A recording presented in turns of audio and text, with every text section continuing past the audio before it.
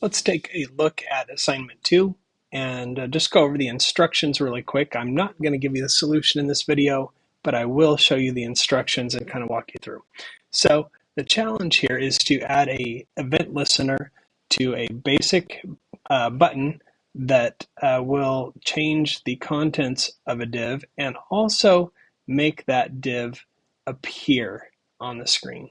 And so what we're going to be doing is we're going to change two things, two aspects of the div. We're going to change the style of the div, and we're going to also change the text content of the div. So I gave you a template for a start here, and I want you to download that first.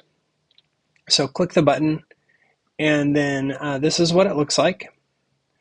And you're going to download that A2 template, and you want to put it in your project folder. Okay, so there it is in my project folder, and now when I go to PHP Storm, I've got the A2 template right here. Now I'm going to rename that file to just A2, and then I can get started using that.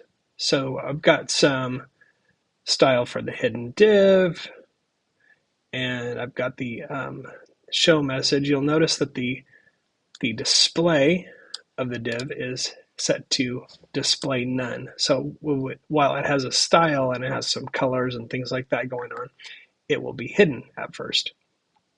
Now the div contents say hello world already, so all I really have to do is make that style display, and I've got some hints here for that.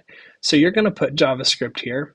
You're going to create a constant for the button that represents the button, show message button, and then you're going to add an event listener for the button, and then you're going to, inside the event listener, add a display change to block. Okay, so that's going to be the tricky part, and I'm going to just show you that part without the event listener. So what will happen is, if I look at this page right now, this is what I have. When I show you the code and I come back to this page, the div will be displayed here, but you need to use an event listener to make that show when you click the button.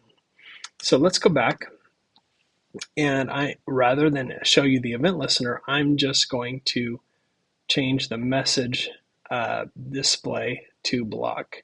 So I'm going to say message MSG equals document get element by ID, and I'm going to say message, and that refers to this ID here. So now I have the div as a JavaScript variable, and then the next step is I'm going to change the style.display to block. So if I say message dot style dot display equals block. Now remember, this is not attached to an event listener right now, so it's just going to happen when I go back to the page. What I want you to do is put this inside an event listener. So I'm going to save that, and now you can see there's the div.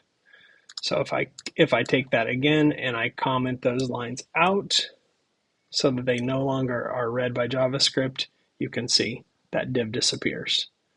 So when they're active, that div shows up. But what we want to do is what I'm going to show you. I'm going to pause this, and I'm going to write the rest of the code and to show you how it's going to work when it's actually active.